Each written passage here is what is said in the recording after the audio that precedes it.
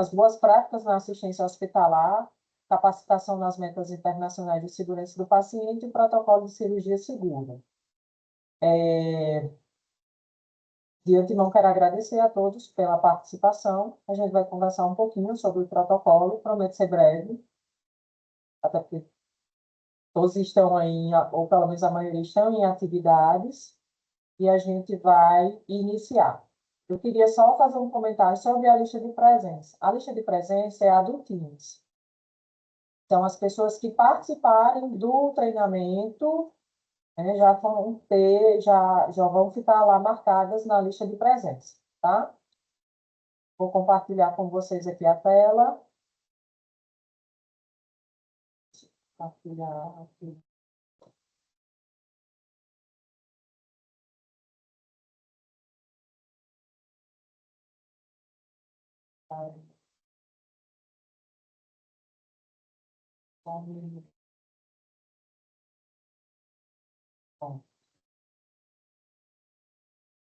Tá vendo a tela direitinho aí, né? Ok, tá. Pronto, gente. Então, para a gente iniciar essa discussão, eu vou passar inicialmente aqui um vídeo para vocês. Depois dele, a gente vai conversar um pouco. É rápido.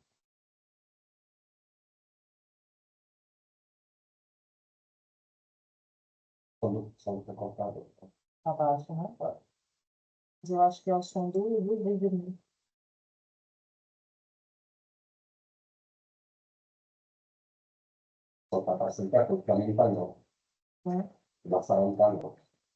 Mas está passando? Gente, só uma coisa. Talvez vocês não consigam escutar o áudio do vídeo, mas o vídeo tem legenda. Então, prestem atenção na legenda que vocês vão conseguir entender o vídeo, tá certo? Só um minutinho.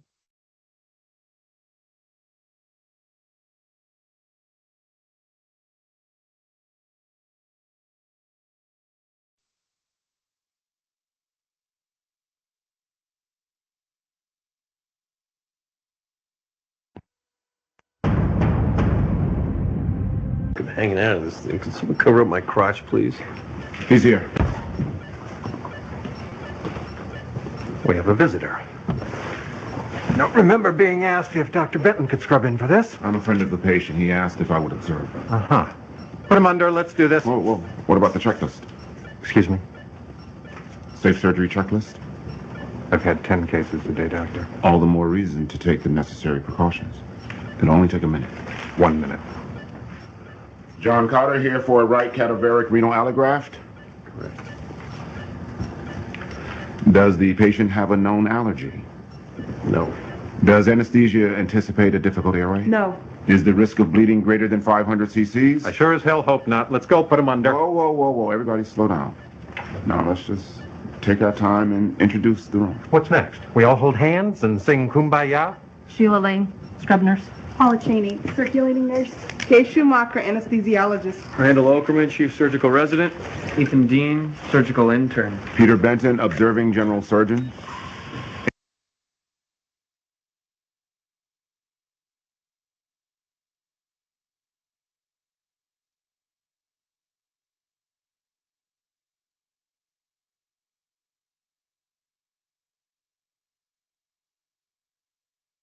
Any concerns from the surgical team? Only that you're wasting my time. Any nursing concerns? We don't have any reperfusion solution. We won't be needing it. I'll have some sent up. Were any antibiotics given in the last 60 minutes? Just starting them now. 10 blade. Okay, hold on. If you run the antibiotics prior to incision, you cut the risk of infection by half. Dr. Benton, you're a guest here, and I don't like guests. As a friend of the patient, you're welcome to sit, observe, and shut up. 10th blade. Arterial and venous anastomoses are complete. Releasing the clamp. Suture lines look good, no leaks. 5-OPDS for the ureter. Shouldn't it be picking up by now? What happened to sitting quietly in the corner, Dr. Benton? No, seriously, shouldn't it be? Sometimes it takes a minute. I don't have a parenchymal pulse. Crap. We've got an arterial thrombosis. Reclamp and take down the sutures. Statinsky, please. Where's the clot? Renal artery is obstructing the blood flow. Gonna have to take it out and start all over again.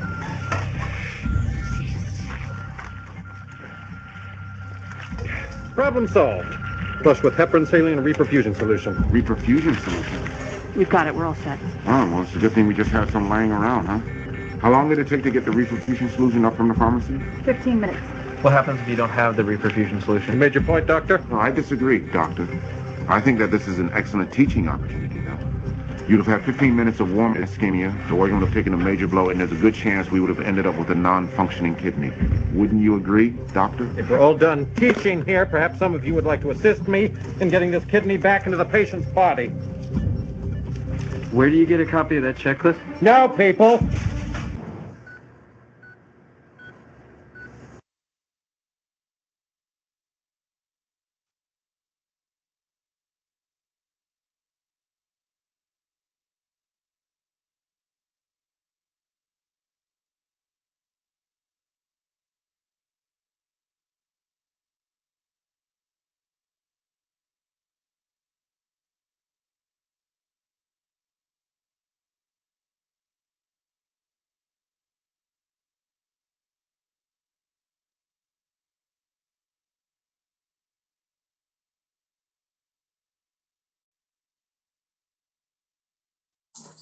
Presidâmia, está sem o áudio.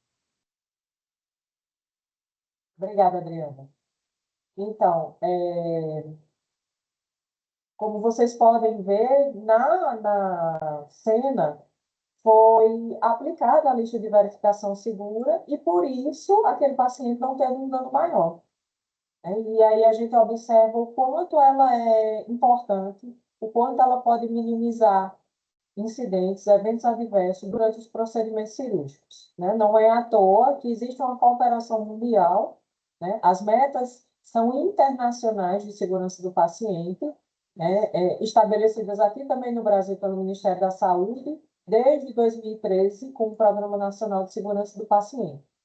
Então, é fundamental que a gente conheça e incorpore esses protocolos dentro da nossa rotina, para que não aconteçam situações como essas que vocês estão vendo aí, são duas reportagens, uma bem próxima a nós, que foi do Hospital de Campina Grande, do Hospital de Trauma, onde uma criança de 6 anos foi operada o membro errado e só quem percebeu o erro foi a mãe, quando a criança já estava no pós-operatório imediato que chegou na enfermaria.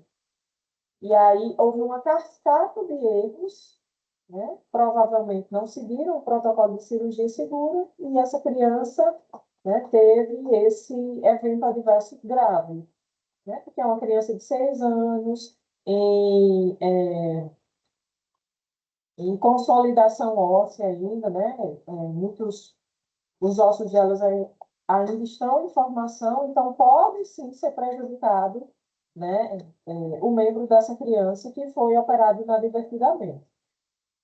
E na outra imagem, o paciente ele escreve na perna o sim no joelho, que vai ser operado, a cirurgia dele é de joelho, e na perna que não vai ser operada, ele também colocou o não, como está aí na imagem, para que a equipe identifique, não haja nenhuma dúvida de qual membro vai ser operado.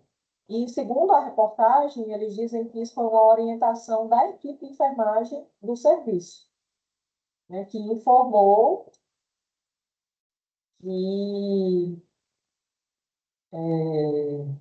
que essa era uma orientação para que não houvesse nenhum problema, para que não houvesse nenhum engano durante o procedimento cirúrgico. E por essas e outras situações, a gente vê a necessidade de aplicação do checklist, do protocolo de cirurgia segura.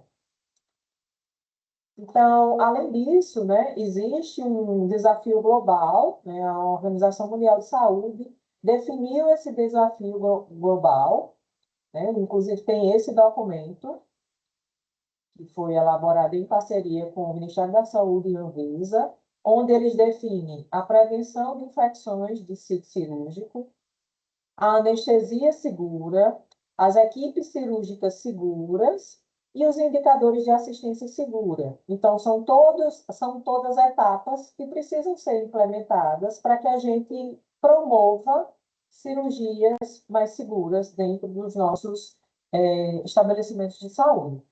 Existe uma meta e existe um período para que isso seja cumprido. Quem tiver interesse de dar uma olhada no documento, esse é o QR Code que dá o acesso, tá?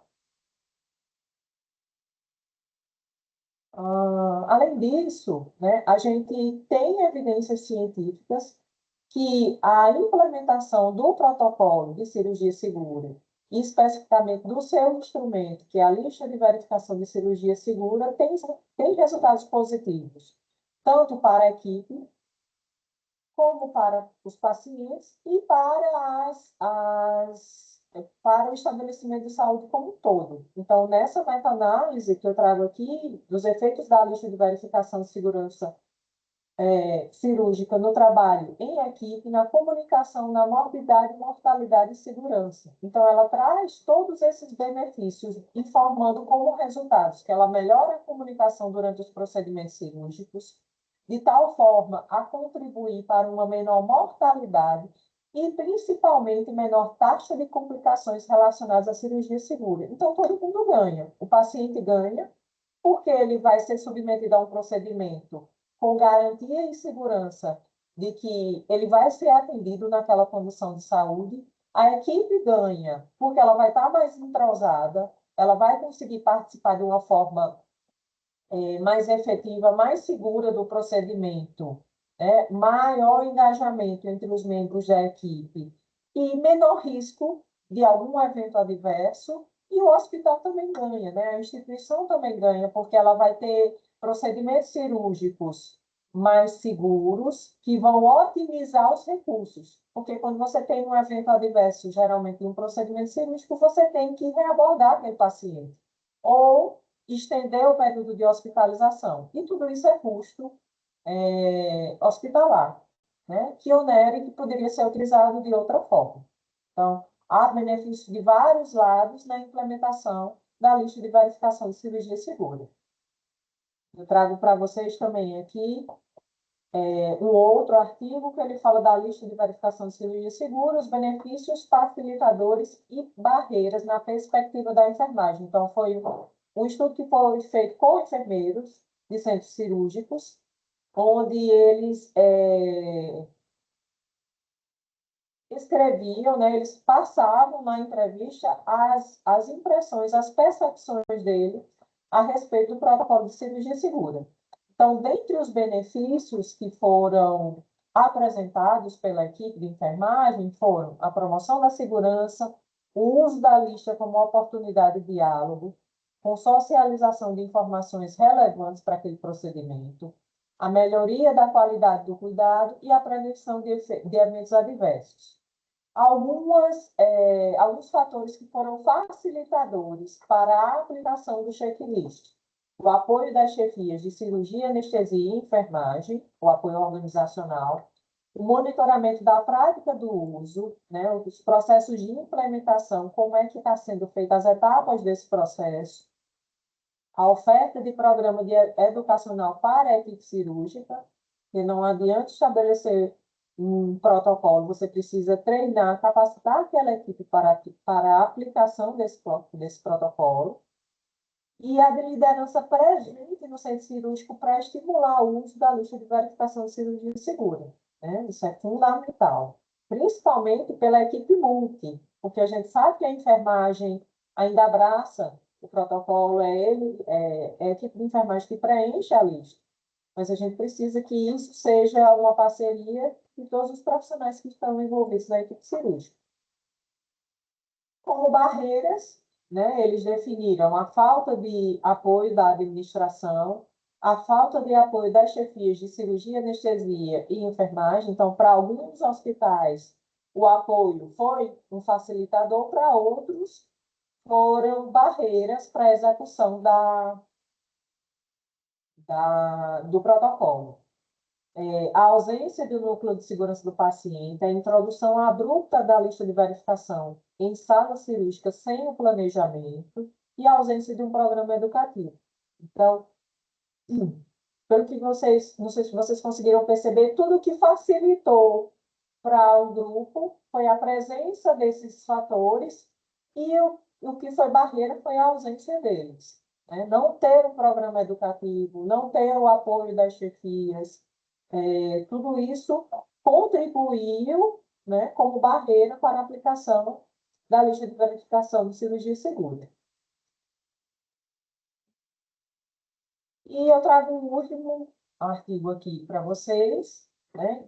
Foi um artigo original, foi uma pesquisa que foi feita e eles mostram os resultados de 30 dias de aplicação da lista de verificação de cirurgia segura e eles fazem um comparativo com os registros anteriores a essa aplicação. E a comparação mostra que a morbidade em 30 dias demonstrou uma redução estatisticamente significante, um P menor do que 0,05, nas taxas gerais de eventos adversos, de 23,60, que foram encontrados nos casos controles históricos, nos casos anteriores à aplicação da lista, e 15,90% nos casos apenas com o treinamento da equipe, a equipe só foi treinada, mas não aplica, né, para 8,2% nos casos em que o uso da lista foi efetivado, foi implementado. Então, a gente baixa de 23, para quem não tinha nada, para 8,2% para aqueles que aplicam efetivamente a lista de verificação de cirurgia segura. Então, é muita coisa, muita diferença, né?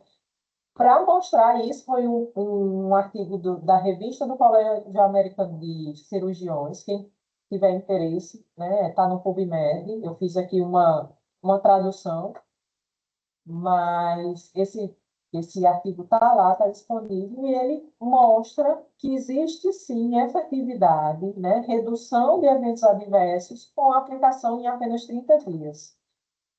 Você pensar num período maior de um ano, né, a redução de eventos adversos que a gente pode ter para os procedimentos cirúrgicos vai ser enorme. Né? O ganho que o hospital vai ter, que a equipe vai ter, principalmente que o paciente vai ter. Então, são muitas vantagens. Trago para vocês aqui a lista. Né? Quem é do bloco cirúrgico ou, né, quem é da clínica cirúrgica provavelmente já viu no prontuário, já identificou. Então, essa é a nossa lista, que foi adaptada da lista que é modelo da Organização Mundial de Saúde. Claro, a gente adaptou a nossa realidade com alguns acréscimos, né, principalmente relacionado à identificação do paciente. A gente achou bem importante fazer esse preenchimento, né, indicar de forma mais detalhada a identificação do paciente. Então, tem o nome do paciente, a data de nascimento dele, o número do prontuário e o nome da mãe, para que não houvesse dúvidas em pacientes homônimos, né, em nomes parecidos, para que não houvesse nenhuma chance de confundimento. E a gente recebe mensalmente, periodicamente, na verdade, né, porque não é só mensal, sempre quando tem uma quantidade suficiente, a equipe do bloco cirúrgico traz essa lista para a gente, e a gente faz a análise, porque isso faz parte das nossas atividades enquanto unidade de gestão da qualidade e segurança do paciente, e a SEB nos cobra isso, nos cobra o monitoramento da implementação dos protocolos de cirurgia segura. E o nosso monitoramento consiste na análise do preenchimento do checklist e da quantidade de checklists que são completamente preenchidos versus a quantidade de procedimentos cirúrgicos realizados. Então, a gente faz esse indicador e encaminha mensalmente para a SEB. Então, quais são os pontos que a gente precisa observar para atender o protocolo de cirurgia segura, além da aplicação da lista de verificação de cirurgia segura? Porque ela não somente só é o protocolo, mas existem outras etapas que a gente precisa seguir para poder implementar de forma efetiva o protocolo de cirurgia segura aqui no HU. Então, a equipe vai operar o paciente certo e o local cirúrgico certo. Isso é fundamental. E a primeira coisa que a gente faz para poder operar o paciente certo, o que é que vocês acham que é? A primeira ação que a gente precisa fazer para que a equipe reconheça que aquele é o paciente certo que vai realizar aquele procedimento cirúrgico. Alguém A chuta? pulseira de identificação. Isso. Primeira coisa que a gente precisa fazer é identificar corretamente o paciente, né? Eu preciso conferir se aquele paciente, se aquela pulseira é daquele paciente e se aquele paciente vai executar aquele procedimento. Porque eu posso ter uma Maria de Lourdes da Silva, que vai fazer uma esterectomia, e eu posso ter uma Maria de Lourdes da Silva, que vai fazer uma colecistectomia. Então, não adianta só o nome. O nome é fundamental. E, inclusive, a gente, nos treinamentos, no treinamento de identificação, a gente teve uma situação de um paciente que foi para a sala de cirurgia inadvertidamente, para fazer um transplante de rim. Era um paciente renal, mas que não tinha indicação. Unicamente porque a equipe que atendeu, que assistiu esse paciente durante a consulta, confundiu o nome dele com o de outro paciente que estava na fila de transplante. E por causa dessa confusão, esse paciente foi para a sala de cirurgia e foi a óbito. Faleceu. E o rim que era para ser transplantado não serviu mais, e o outro paciente que estava aguardando o transplante foi retirado da fila. E só foi reposicionado na fila 2 meses depois, por uma intimação judicial, quando o caso já tinha sido judicializado. Então, tem várias questões que envolvem os protocolos de segurança, que, além de tudo, respaldar o trabalho do profissional de saúde, para que ele tenha barreiras para que o evento adverso não chegue até o paciente. Então, a equipe vai operar o paciente certo e o local certo, a primeira coisa que ela tem que fazer é identificar esse paciente de forma adequada, para que eu saiba que é a Maria de Lourdes da Silva que vai fazer a esterectomia total, e não a Maria de Lourdes da Silva que vai fazer a colecistectomia.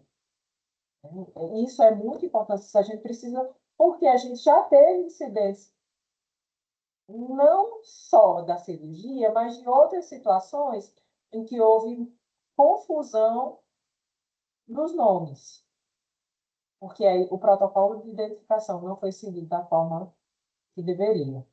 Então, essa é uma das primeiras etapas do protocolo de cirurgia segura, é a identificação correta do paciente. Então, a equipe usará métodos conhecidos para impedir danos na administração de anestésicos enquanto protege o paciente da dor. É fazer o uso adequado do anestésico sem aumentar a dose, no sentido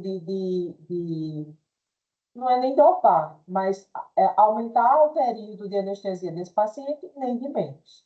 Fazer o uso adequado e o uso exato daquela administração de anestésicos. A equipe reconhecerá e estará efetivamente preparada para a perda de via aérea ou de função respiratória que ameace a vida. A gente precisa treinar a nossa equipe para o caso de um paciente estar em procedimento cirúrgico e ele parar em sala. Será que a gente consegue abordar esse paciente com reanimação de forma adequada? Será que a gente consegue fazer isso no tempo oportuno, sem trazer risco, sem trazer dano, principalmente a esse paciente? Então, são situações que a gente precisa pensar mais, né, e buscar estratégias para que a gente consiga consolidar essas barreiras de forma a garantir um procedimento, uma assistência segura, de forma segura e qualificada. A equipe reconhecerá e estará efetivamente preparada para o risco de grandes perdas sanguíneas. Isso a gente já consegue prever, inclusive, na lista de verificação de cirurgia segura, né? No primeiro tempo da lista, onde tem o campo lá de reserva de hemoderivados. Muitas vezes esse campo é vazio para a gente. Não foi feita, o procedimento cirúrgico não tinha indicação de fazer essa reserva, não tinha o tipo sanguíneo do paciente. Então, essas coisas precisam estar esclarecidas, né? Até para que haja alguma uma situação, um evento adverso relacionado à transfusão sanguínea, e a gente tem esse respaldo. Não, foi verificado que o paciente não tinha indicação ou que o procedimento cirúrgico não levaria a essa perda sanguínea exagerada, e aí não foi solicitado. Tranquilo, gente? Até aí? Oi. Vou seguindo aqui. Identificar corretamente o paciente, como já foi dito. Demarcar corretamente o local a ser realizado o procedimento, lateralidade. A proposta do protocolo é que esse paciente receba uma visita anterior ao procedimento cirúrgico que faça a demarcação da localidade de forma adequada. Então, ele já deve descer para o bloco com o membro demarcado, né? De preferência em sinal de alvo, com caneta demográfica, inclusive isso foi uma das solicitações. Fernanda até confirmou comigo que já havia solicitado em pregão e estava aguardando o recebimento dessas canetas. E a gente precisa fazer uma orientação para que isso aconteça. Porque muitas vezes vem um paciente que a gente não sabe qual é a demarcação, que a gente não sabe qual é o lado que vai operar, né? E eu falo muito isso, às vezes, para um procedimento mais, não sei nem se eu posso chamar mais de simples, um procedimento oftalmológico, que às vezes o paciente vem com esparadrapo, indicando qual é o lado, qual é o olho que vai operar. O que ele passa a mão aqui, ele já pode mudar esse esparadrapo. Então, a gente não vai ter uma demarcação adequada da lateralidade do procedimento que vai ser realizado. Isso pode promover o erro desse procedimento. Higienizar as mãos a cada procedimento. Gente, isso é real. Os profissionais têm que entender que a cada procedimento cirúrgico, independente de qual seja, um procedimento cirúrgico está sendo feito num ambiente controlado, num ambiente antisséptico, no bloco cirúrgico, ele precisa higienizar as mãos a cada procedimento. Não sou eu que digo isso, não, é a Anvisa, a Vigilância Sanitária, que nos cobra. Inclusive, que nós temos indicadores relacionados às infecções em sítios cirúrgicos. E uma dos fatores que contribuem para o aumento das infecções relacionadas a sítio cirúrgico é a não higienização correta das mãos pelos profissionais. A gente tem dados para isso. Então, é fundamental que a higienização das mãos aconteça entre os procedimentos cirúrgicos. Aplicar a lista de verificação de cirurgia segura e solicitar os exames recentes do paciente e enviar junto com o prontuário para a sala de cirurgia. Que é um cuidado prévio. Já verificou anteriormente que aquele paciente está com os exames alterados? Não leva ele para a sala. Não coloque ele em mesa. Não faz anestesia. Verificou que os exames estão alterados? Conversa com o paciente, remarca o procedimento. Mas ainda, infelizmente, ainda acontece situações como essa. E aí, para a gente fazer o monitoramento desse protocolo, é um protocolo que já está estabelecido no hospital, é um protocolo que já vem sendo aplicado. Então, para que a gente faça o monitoramento, nós precisamos de indicadores. Esses indicadores não são definidos por nós da unidade, são indicadores que são já estabelecidos pelo Serviço de Gestão da Qualidade da SEB, e nós fazemos a limitação mensal desses indicadores.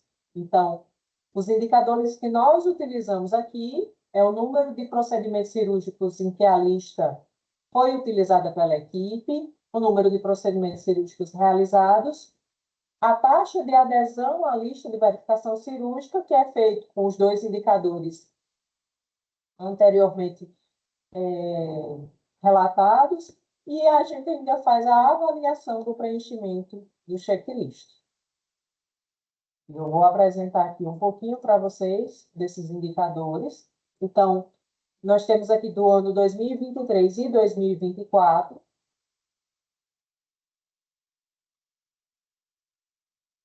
Ainda está com... O Bernardo fica lá embaixo. Gente, não reparem nos gráficos, reparem apenas nos números, porque a gente verificou que tinha feito assim, mas alterou e não ficou aqui na apresentação.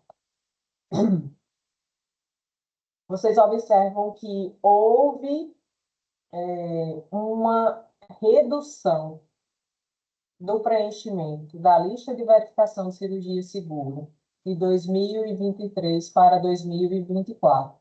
Por exemplo, em janeiro nós tivemos 2.005, aqui aumentou, certo? E em fevereiro também. Mas comparado ao mês de março, de abril, de maio, de junho, 4 meses seguidos, nós tivemos uma redução em 2024 comparado a 2023, certo? E aí vai também agosto, setembro, outubro. Em novembro, nós tivemos, nós não conseguimos fazer, não é porque não teve preenchimento, não. Houve uma dificuldade na coleta mesmo, desses indicadores nesse período.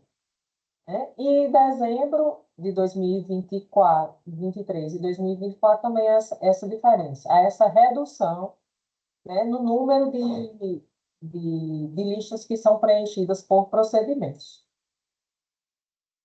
E aí a gente observa essa diferença também na taxa de adesão, que é construída a partir do indicador anterior. Então, eu observo que há um percentual maior de adesão à lista de verificação de cirurgia segura no período de 2023, comparado ao período de 2024. A gente precisa resolver isso. O que é que aconteceu em 2024 que reduziu a adesão? E a gente poderia falar, mas houve uma redução de procedimentos cirúrgicos de 2023 para 2024. Mas a taxa de adesão ela é proporcional. Então, eu tenho o número de listas que são preenchidas versus dividido pelo número de procedimentos realizados. Então, ela é proporcional à quantidade de procedimentos que foram realizados. E ainda assim, a gente teve essa redução na adesão.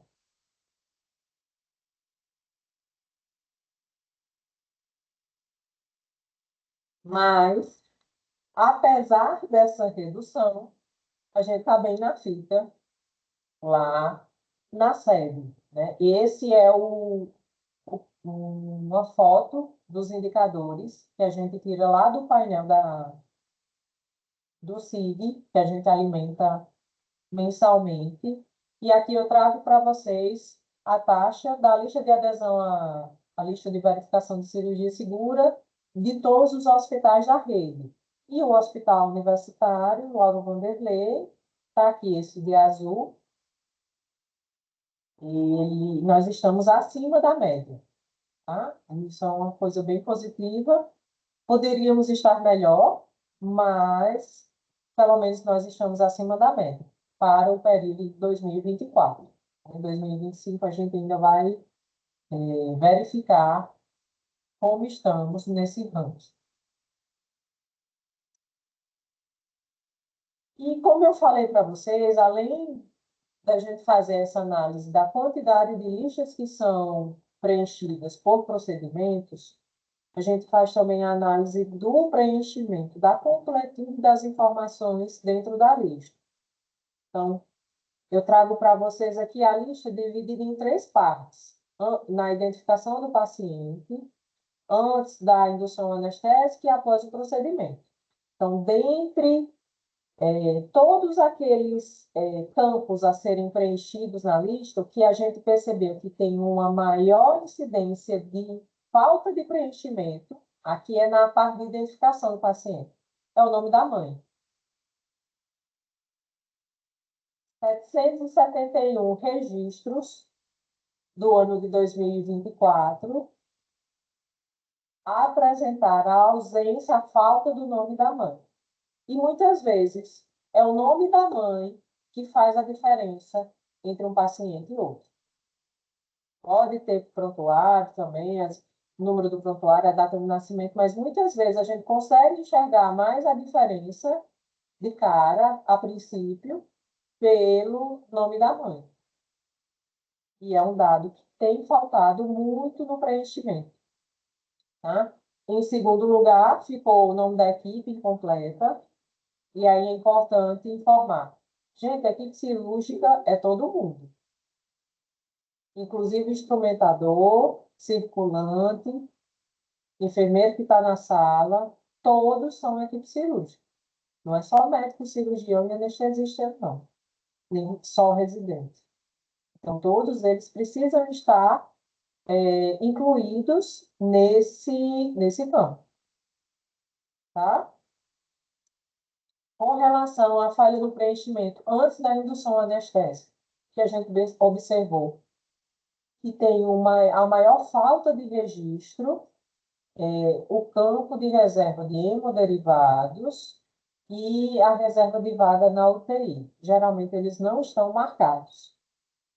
E aí, eu não sei se vocês conseguiram verificar na lista,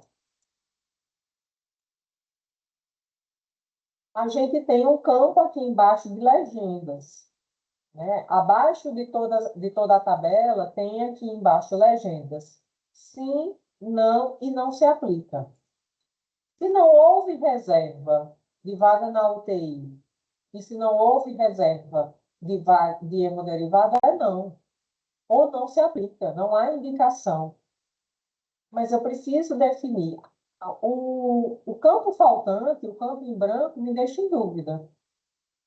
Eu não sei se ele não foi marcado porque não tinha, ou porque ninguém viu, ou porque não foi informado. Então, a gente precisa dessa informação para poder ter uma coleta de dados mais fidedigna, mais correta do instrumento.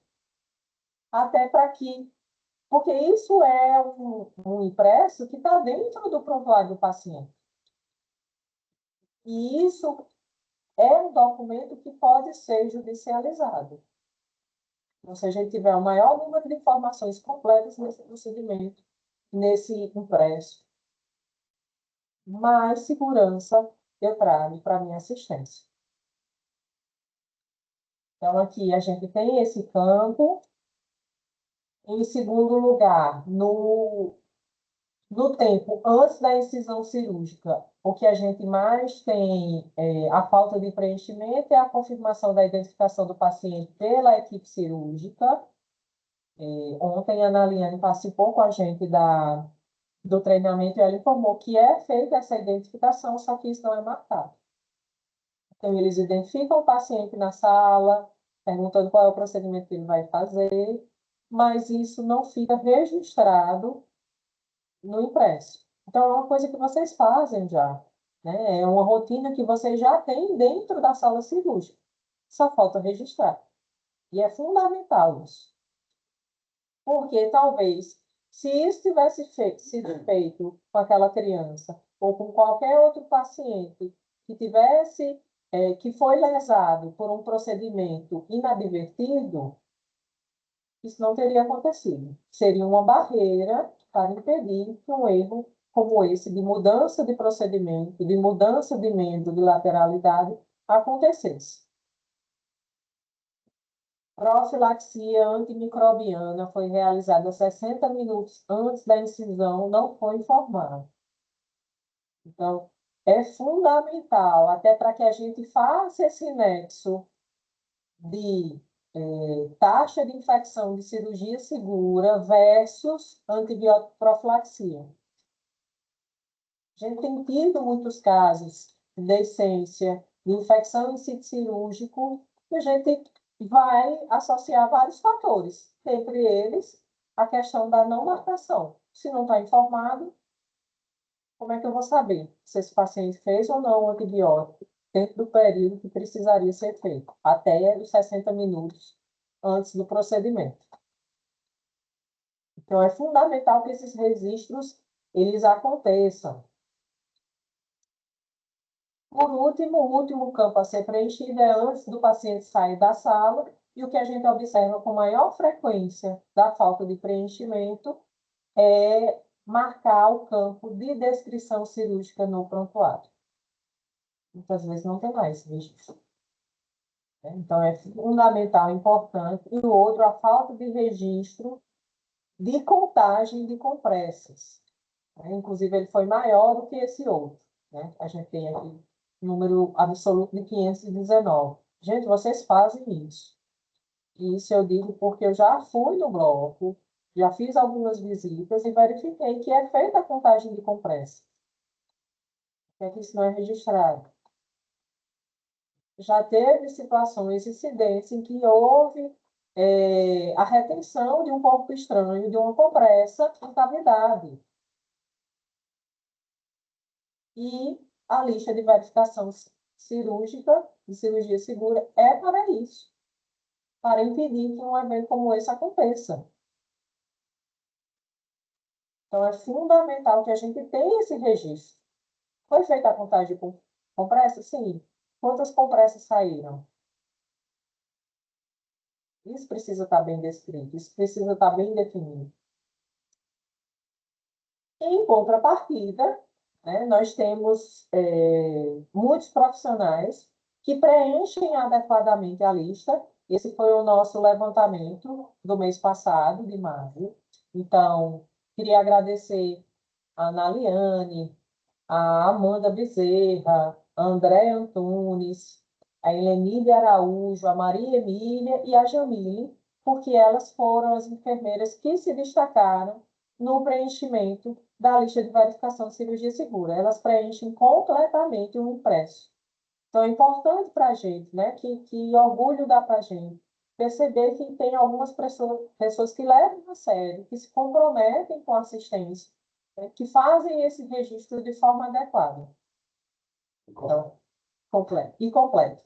Então, nossos parabéns, continuem, disseminem essa prática, que é fundamental para que a gente garanta, uma das medidas que a gente garante é a segurança do paciente no procedimento cirúrgico. Era isso que eu tinha para vocês. Agradeço a atenção. Se alguém tiver alguma dúvida ou quiser fazer algum questionamento, quiser fazer algum posicionamento, estou aberto aqui para... Fico à disposição.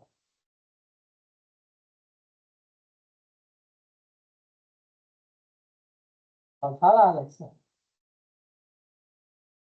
Boa tarde, me escutam?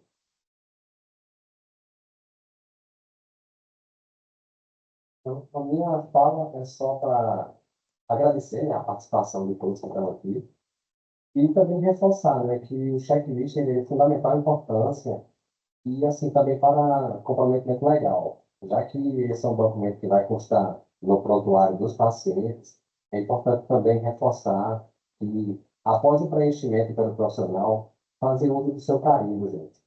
É importante, até porque para validar a informação que vocês estão ali respaldando. Então, você tira aí o quanto de importância de dados, que a gente pode obter na lista de verificação da cirurgia segura. E parabenizar mais uma vez as colegas que foram destaque, É sempre importante para a gente e também para o serviço, né? Porque o compromisso é de todos, mas tem aquelas pessoas que ainda vão mais além. Então, são essas as possibilidades que a gente verifica no sentido de garantir uma melhor assistência cirúrgica ao paciente, no sentido de que não haja nenhum tipo de problema para os profissionais, né, envolvidos, dada a situação que a cidade apresentou logo nos casos, né, iniciais de alguns erros que não foram observados com base na lista de verificação e aconteceu, né? Principalmente o fato de ter um paciente ter que colocar na sua própria pele a indicação de qual a perna correta a ser operada. Já porque vemos na mídia vários incidentes em que envolve o membro errado, ele é o que realizado o procedimento. Então, só reforçar e que essas informações sejam mais e mais perpetuadas entre os colegas. Ok? Obrigado mais uma vez. Parabéns a todos. Pessoal, mais alguém quer falar? Não? Eu vou deixar a gravação disponível, eu vou encerrar aqui a gravação. A gente vai deixar disponível, caso queira repassar para alguém que não teve a oportunidade de participar desse momento, vai ficar disponível no chat do Teams. E a gente vai baixar a lista de presença para que a gente consiga a certificação de todos. Tá bom? Mais uma vez, muito obrigada, uma ótima sexta, um bom trabalho e um ótimo final de semana para todos.